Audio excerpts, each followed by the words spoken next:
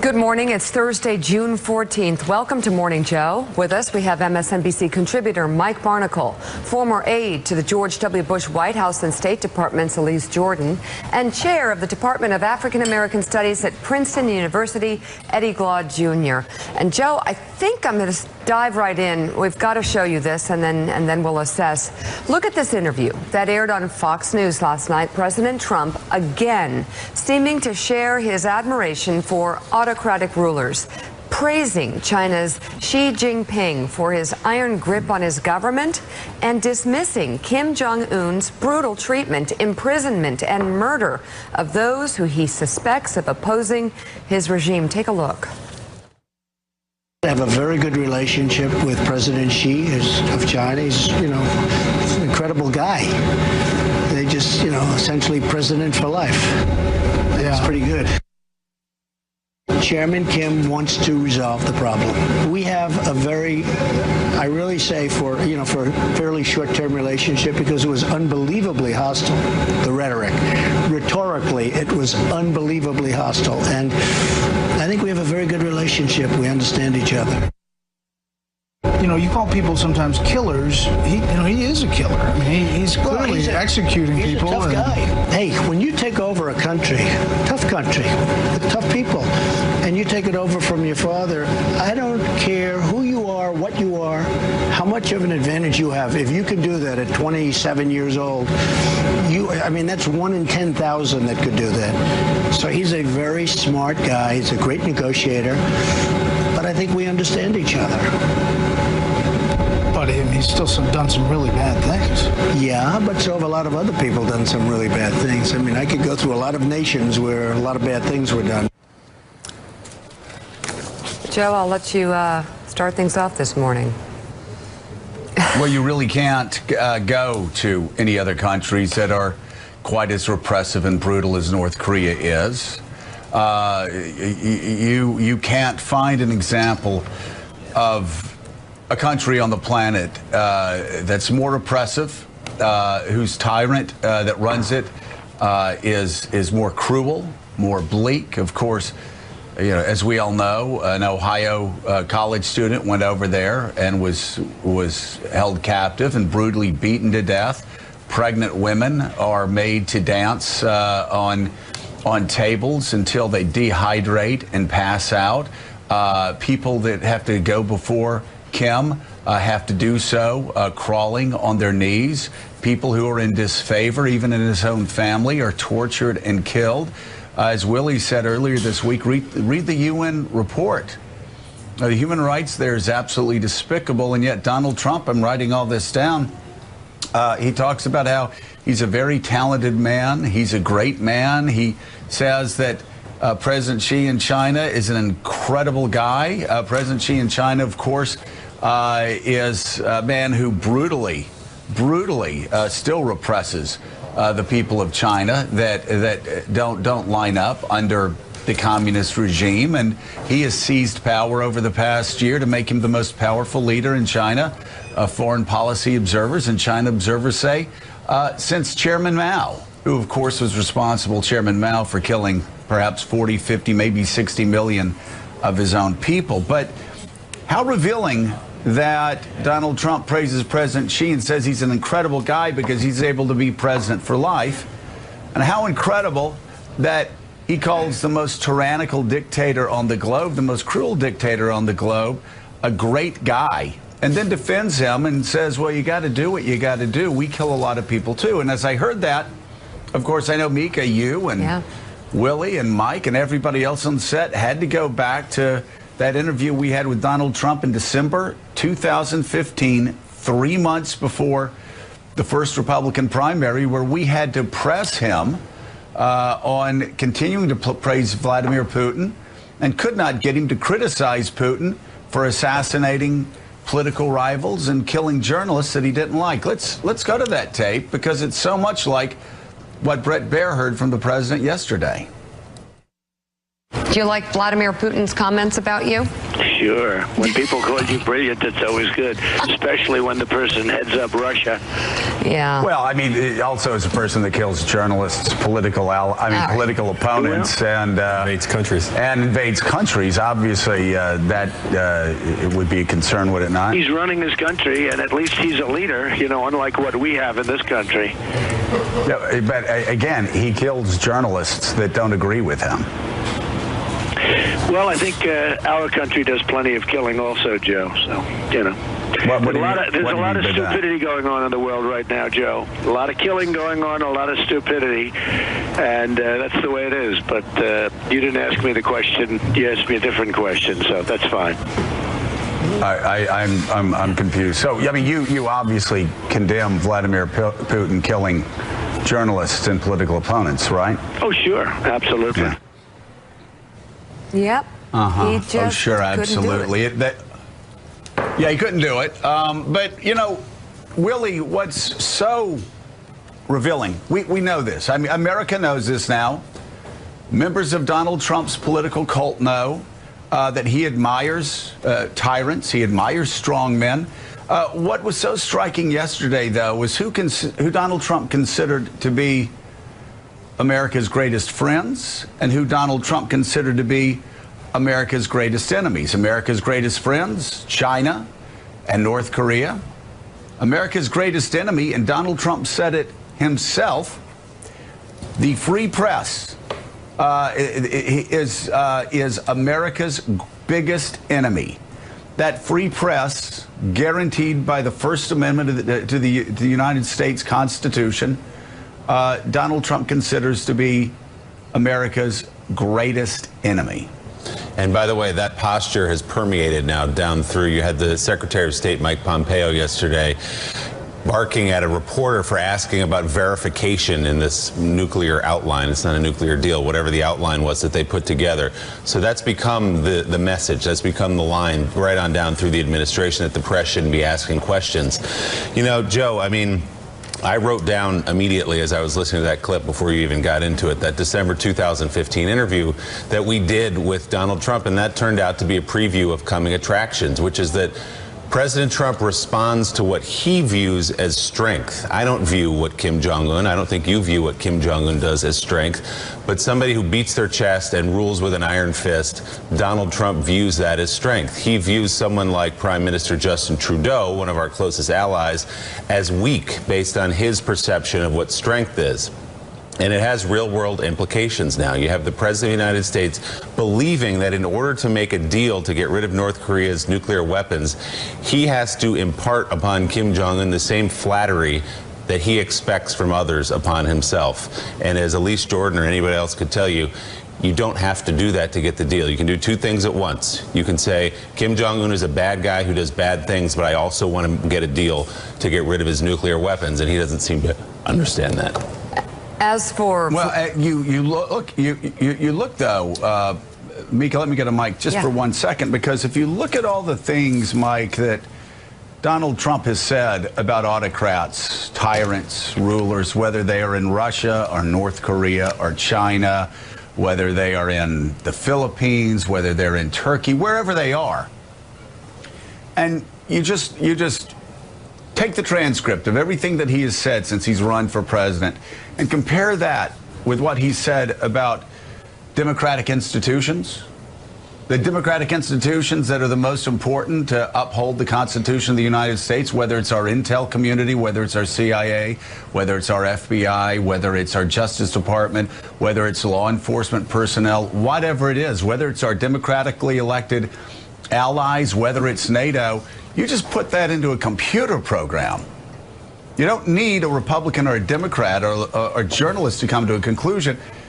It would conclude beyond a reasonable doubt that Donald Trump admires autocrats. And somebody, I think, said it very well, that Trump admired Kim because of Kim's ultimate power to kill anybody that crossed him. And Kim admired Trump because of the power his position held. And that's how we have this romance blooming in late spring, early summer. Well, they're well matched, the two of them. And let's stipulate, Joe, for the audience as well as for people who still favor Donald Trump, let's stipulate that it was a positive to have two men, Trump and Kim, sitting down together talking rather than threatening each other and threatening world peace through tweets. But the larger problem, you just indicated it, is what Donald Trump continues to do to the institutions of America. The Justice Department, the FBI, we've spoken about that. But America as an idea. For 75 years, America to the world has been an idea. 74 years ago this month, this day, we were off the beaches along the coast of France. We were inland, and we had left behind already, 74 years ago today, thousands of casualties who are there forever in American cemeteries. We went there seeking not treasure, not property. We went there to free Europe and to free the world from the threat of Adolf Hitler. And Mike, we left. Who went there? Who went there, Mike? Christians went there. Jews went there. Yes. American Muslims went there. American atheists went there. Black Americans went there. Native Americans went there. We all went over there as a country. And as General Mike Hayden has said recently, and I loved how he said this, he said, we are a creedal nation.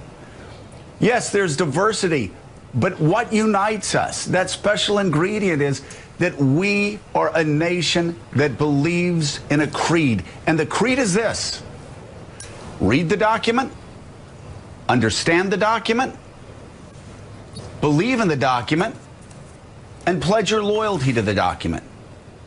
Great, you're an American. Come on in. That's what we are. That's what we have been. And that's what's so frightening right now, Mike, is that Donald Trump doesn't understand the document. He doesn't live by the document. And he sees that document, the Constitution of the United States of America, and all of the Madisonian checks and balances. He sees those as inconveniences he wants to sweep away. Yeah, and Eddie, I would contend beautifully put that President Trump, President Donald J. Trump, doesn't understand the basic idea of what America is. Oh, I can confirm. Oh, absolutely. I know to a certain degree. What we see is what Donald Trump values. And he values, it seems to me, unquestioned authority. Money. He exactly, unquestioned authority. He seems to me to value loyalty. He's not really committed to democracy in any substantive way, but I want to echo something. It comes out of John Meacham's wonderful book, The Soul of the Nation, right? Soul of a Nation. And that is, America has always been an idea, but it's always been an idea grappling with its contradictions.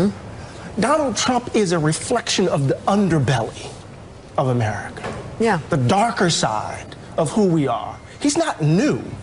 He's a reflection of who we actually are in some ways. And so we have to confront what he represents and stand on the idea that is so precious in response to him and his embrace of authoritarian principles, it seems to me. Well, and of course, Eddie brings up a great point, Mika, that John Meacham in The Soul of America talks about how we have been here before. But time and again, it is the better angels among us that have won out in that battle. And that if you look at the arc of American civilization, if you look at civilization itself, as FDR said, there is always an upward trajectory to that mark. So I would only say, again, I don't want to preach here, but for those that I talk to who say, I'm just getting so tired, for those that I see on Twitter, even reporters and journalists saying, I'm just exhausted by this. By activists who are Republicans and independents and Democrats say, I'm just so exhausted.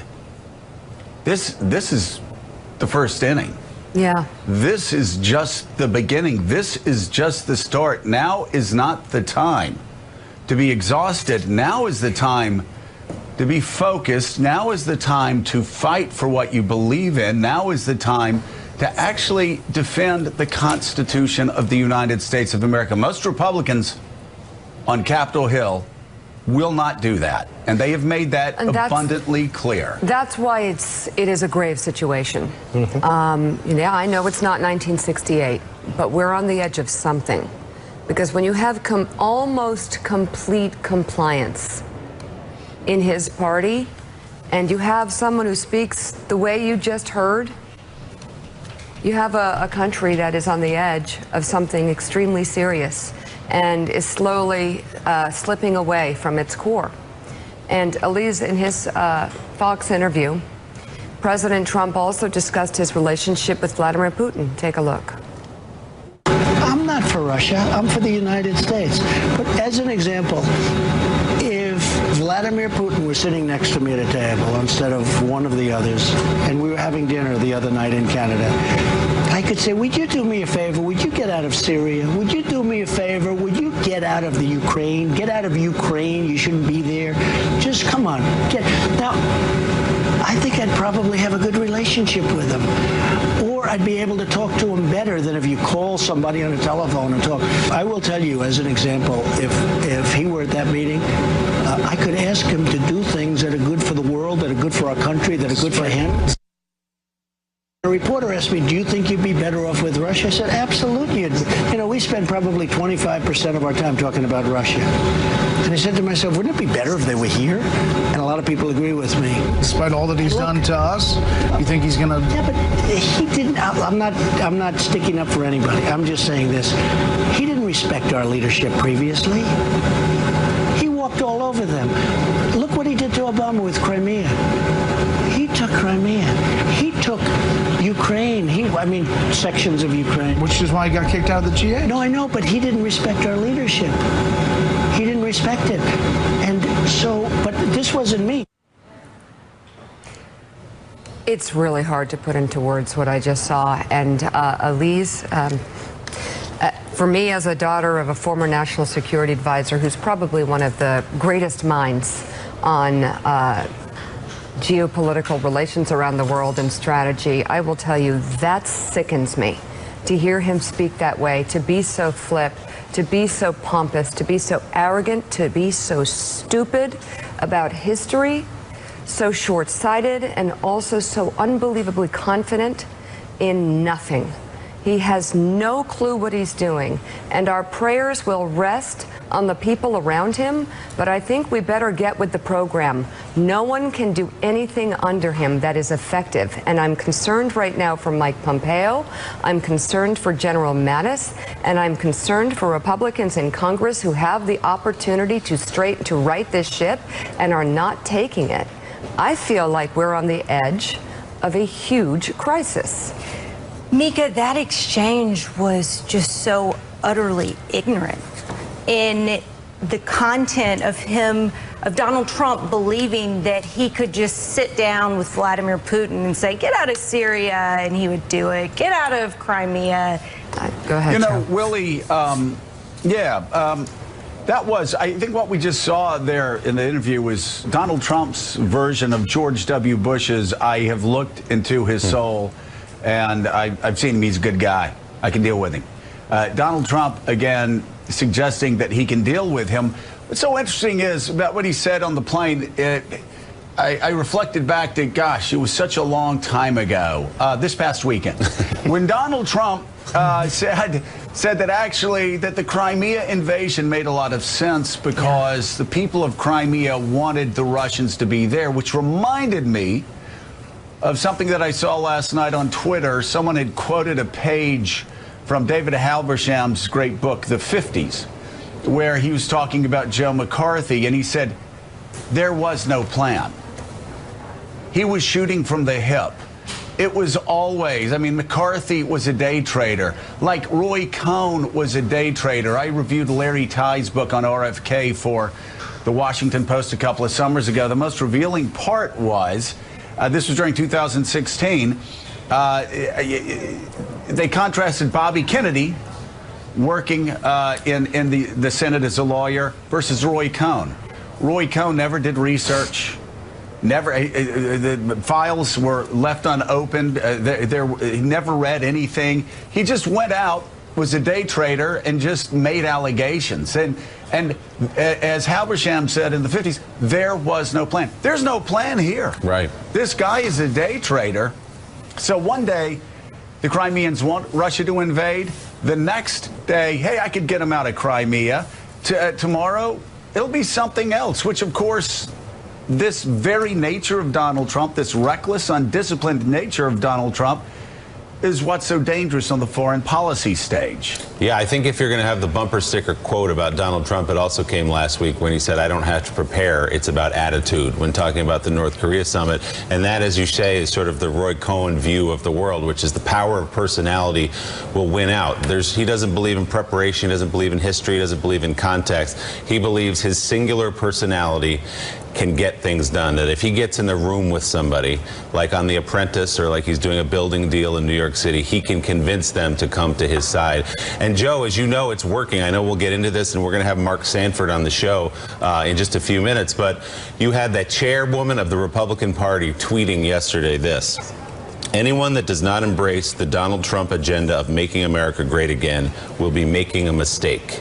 That's where the Republican Party is. It's a power of personality. It's not about ideas. It's not about even conservative policy anymore. Ask Mark Sanford of the Freedom Caucus with a 100% ACU rating. It's about your loyalty to Donald Trump, and Donald Trump knows that, and that's why he knows he can go on camera and say the things he's saying without penalty. He does. And before we go to break, Mike Barnacle wants to share a picture. Joe, I don't know whether you've seen the front of the Times this morning. Could we get You need to look at this right there. A close-up of this? This is a 2-year-old Honduran girl at the border, the United States-Mexican border, crying as her mother is being frisked by an ICE agent. And we have in this country right now thousands of children who have been orphaned by the actions of the United States government. And so we've talked a lot about the country today, what it is and what it means, what it has meant to the world. We are. And we should ask ourselves, is this the United States that you remember? Is this the United States that you want to be? Is this the United States you want the world to see? And let me add to that I've talked to a lot of conservatives, and I've read what a lot of conservatives have said about our current policy. Conservatives who, like myself, want a very tight border and are very tight. Are very conservative when it comes to immigration. We believe that borders mean something. We believe that the first thing someone does when they come into our country should not be violating United States laws. I'm a hardliner on immigration. At the same time, what's going on right now at the border is un-American. And I will tell you, a lot of Catholics, leaders have come out and said it is un-Christ-like. Yesterday, reports coming out that a woman was breastfeeding her daughter, and in the middle of it, her baby was ripped away from her. Public defenders in the federal courts down there in McAllen, Texas, reporting that children are being told and their parents are being told that they're being taken off to the showers and that they'll return. And they never return. You know, I don't have to compare that to previous regimes in other horrific countries. That conclusion actually is too obvious. This is Donald Trump's America, and yes, it sounds like something we would be condemning coming out of North Korea. And if this is, as Mitch McConnell says, what he considers to be the high water mark of conservatism in America, then Mitch McConnell is a fool. Mitch McConnell is an ignorant fool who knows absolutely nothing about conservatism, about Edmund Burke, about Russell Kirk, about Milton Friedman, about William F. Buckley, and yes, about the sainted Ronald Wilson Reagan, who Mitch McConnell says was not as conservative as Donald J. Trump, lifetime Democrat and contributor to the DNC, Nancy Pelosi, Rahm Emanuel, and Chuck Schumer. That's our America, Mika. And sadly, that's our Republican Party. And that is the problem today. It's a big one. Coming up on Morning Joe, Eddie mentioned earlier in the conversation how President Trump seems to value loyalty above nearly everything else. That may be put to the test as Michael Cohen appears poised to split with his attorneys, setting up big questions about whether he's willing to cooperate with prosecutors. We'll have that story. Plus, our own Jacob Sovoroff has some incredible reporting yesterday from a detention center in Texas, housing over 1,000 kids who came to the country without documentation. One of the first things those children see when entering the compound, this mural of President Trump. We'll be right back.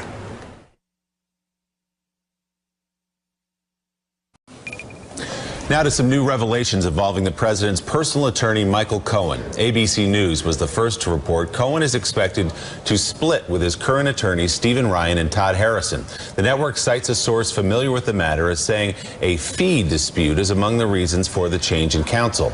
The report from George Stephanopoulos also claims Cohen is likely to cooperate with the investigation. NBC News has not been able to confirm that part of the story. People familiar with the matter tell NBC News Cohen has not spoken to prosecutors about what exactly he could offer. Meanwhile, tomorrow is the deadline for Cohen's attorneys and the Trump legal team to finish identifying which material seized from the Cohen raid should be protected by attorney-client privilege. The New York Times, citing one person with knowledge of the legal shakeup, reports the president has personally told people around him he's angry at Cohen over the, quote, messiness of the situation, especially those aspects involving Stormy Daniels. The report continues, quote, the president also has indicated to allies he is worried that if he pushes Cohen away too hard, it could increase the likelihood that Cohen will offer information to the government. Here is the public face of the president's legal team, Rudy Giuliani, reacting to the news last night. He's not cooperating, nor do we care, because the president did nothing wrong. We're very comfortable if he cooperates, that there's nothing he can cooperate about. Michael Cohen, I think, would tell you he's got nothing incriminating with the president. And really, they should stop going after him. They're torturing the guy. The reality is they're trying to frighten him. And as the pressure intensifies and legal bills mount, the Washington Post, citing people familiar with the situation, reports Cohen is, quote, feeling neglected by the president, his long patron for whom he has long professed his loyalty. We should mention Cohen has not been charged with any crime. Let's bring in former U.S. Attorney for the Northern District of Alabama and an MSNBC contributor, Joyce Vance. Joyce, good morning. Always good to see you. This has been the sort of eternal question with Michael Cohen. Will he flip, and what does he have to offer the government? What's the significance here, do you think, of him getting rid of his lawyers? I would be careful about reading too much into it until we know more details, but we have seen this similar sort of change up in legal team before both General Flynn and Paul Manafort's co-defendant, Mr. Gates, made a decision to cooperate with the government. So it could be a signal in that direction. It could also simply mean that Cohen, under the mounting pressure of discovery, is running out of money to pay his lawyers. Joyce, we've heard reports from several sources and also from people who know Cohen personally that he has wanted to make a deal with the Southern District of New York for quite some time now, but they have not come forward with that deal. Why would they not come forward with a deal? Do they want to make him even more desperate, or do they think they have? I guess, again, of course, you don't know, but would it be, why would they not come forward with a deal if they have a guy reaching out to them wanting to cooperate?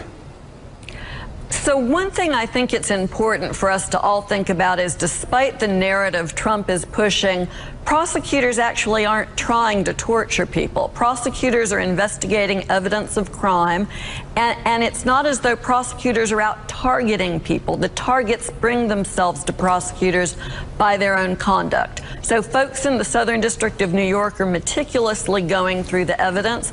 If they reach a point where it seems likely that Cohen's cooperation could benefit them in other cases, they'll reach out to him. It may just be that they're not at that point yet where they know enough about his conduct to need his cooperation.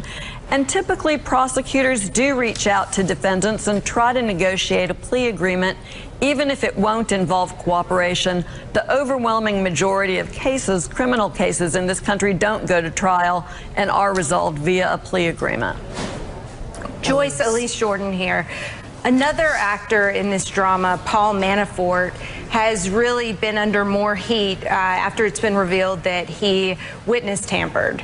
How likely do you think it is that Paul Manafort's legal situation is going to become even more perilous in coming days? I was trying to think last night about whether I had ever been involved in a case where a defendant who was released pre-trial and then tried to tamper with a witness hadn't been taken back into custody by the judge, and I couldn't come up with a single instance. So I think Manafort, frankly, is very likely to find himself in custody after the hearing on Friday. He tried to tamper with these witnesses. He's denied it, but it's very clearly an effort to get their future testimony to conform with the storyline that he would like for them to tell. It's important for the judge to send a clear signal that she intends to preserve the integrity of that trial. Joyce Vance, thank you very much for being on this morning. And still ahead, President Trump started out by calling Kim Jong-un a sick puppy. Now, months later, the North Korean dictator is very talented. Is it all part of the president's strategy? Axios' Jonathan Swan joins us with his latest reporting. Morning, Joe. We'll be right back.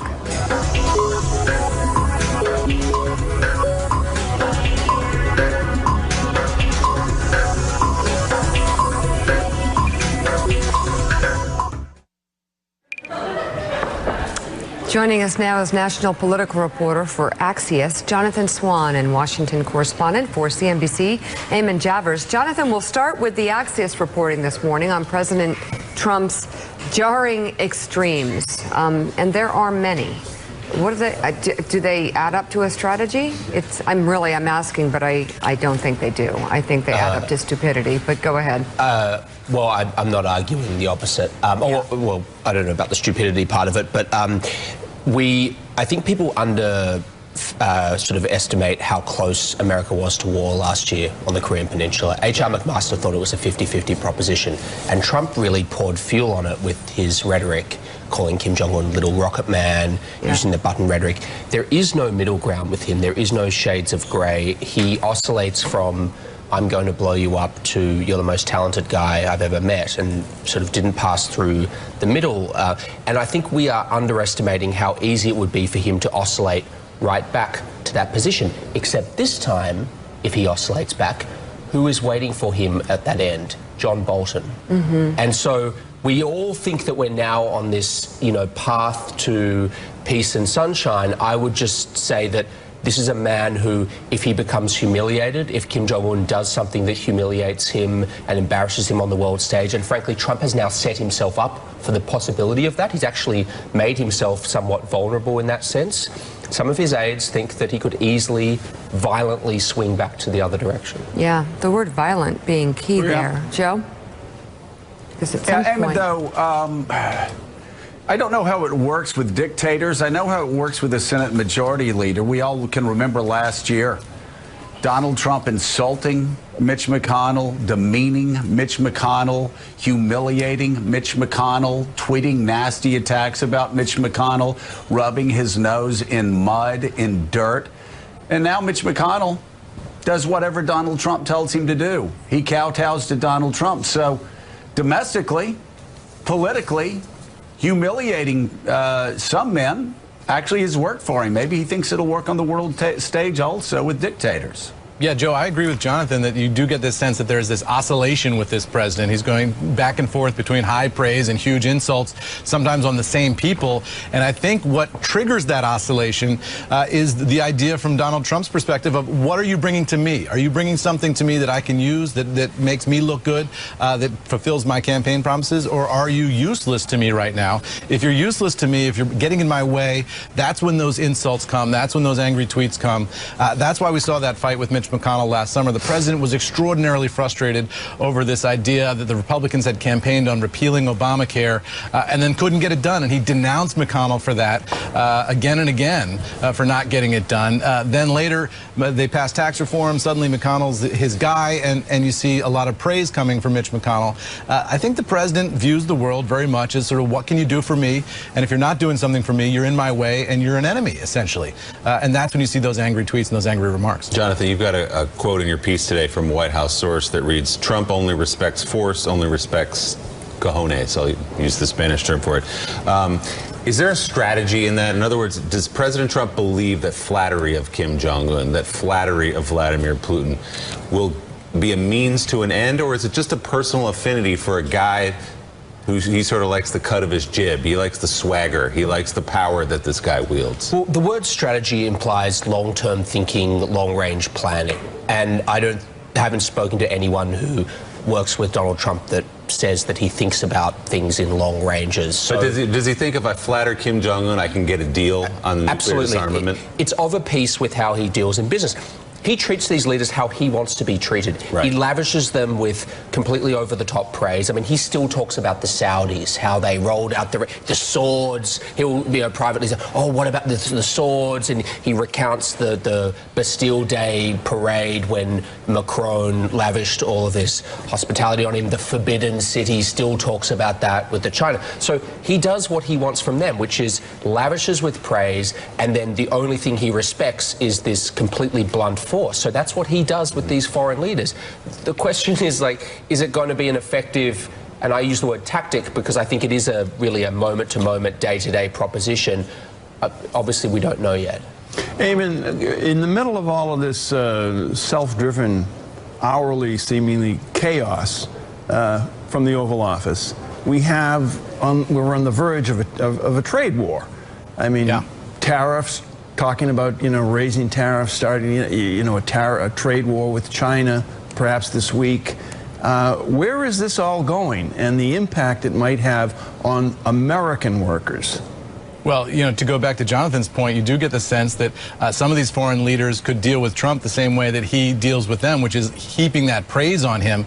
You look in the West Wing, they have these pictures on the wall in the West Wing everywhere you go of these big events, the Macron event, the Saudi event, the event with the Chinese. They rotate these pictures all the time, and they're all these huge set pieces that star Donald Trump, and they're all framed in gold frames on the wall inside the West Wing. Those events make a huge impression on the president. He stops. I saw him the other day in the West Wing. He stopped to admire some of the pictures of himself with the world leaders on the world stage. He looked at them and said, "Nice pictures," and kept walking down the hallway. I mean, this is a president who really likes those big set pieces. So when you talk about trade, we saw this big set piece with the G7 over the last weekend, and it didn't go well. It wasn't Donald Trump at the center of attention. It wasn't this lavish amount of praise for the president and his standing in the world.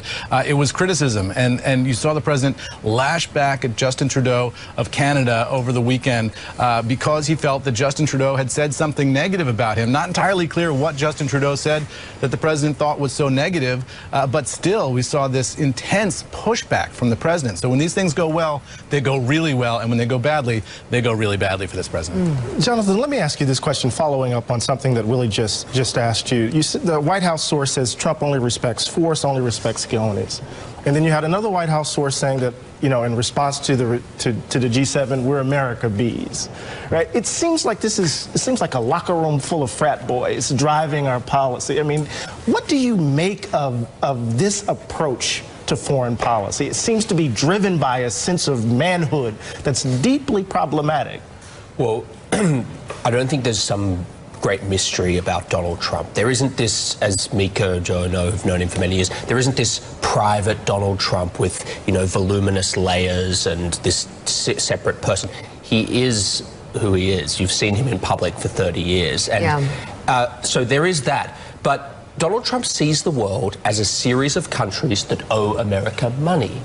It is literally, he's not viewing the world as collections, alliances, regions. There is a little bit of that, but it's you owe us money.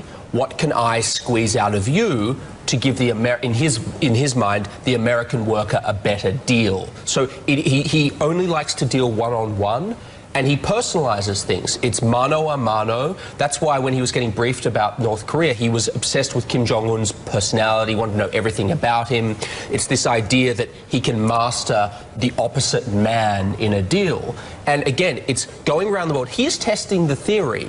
He's testing the theory that if we go around the world and just try and take things from other countries in terms of squeeze them on, get a bit of money out of them here, there, and everywhere, what's the next stage of that? After they give you a little concession, maybe they give you a better trade deal or whatever, what's the next stage when you need to come calling on them, in a matter of war or something much more serious? But that's going to be the test, because we really have fractured that European relationship and some of these other... Oh, they're laughing hysterically, and the president, we saw yesterday. Go ahead, Eamon. I was just going to say, and the president tells you what he's doing, right? I mean, this president is, in one way, he's secretive, he's private, he doesn't like the media prying into his business, but on the other hand, he tells you exactly what's on his mind and is totally transparent. In Singapore, he said, look, if I don't get what I want, it might be a failure, and then we'll have to think this through again. And then he said, effectively, well, I wouldn't ever admit that it was a failure. I'd come up with some other excuse, right? I mean, he tells you exactly what's on his mind, exactly the way he approaches things,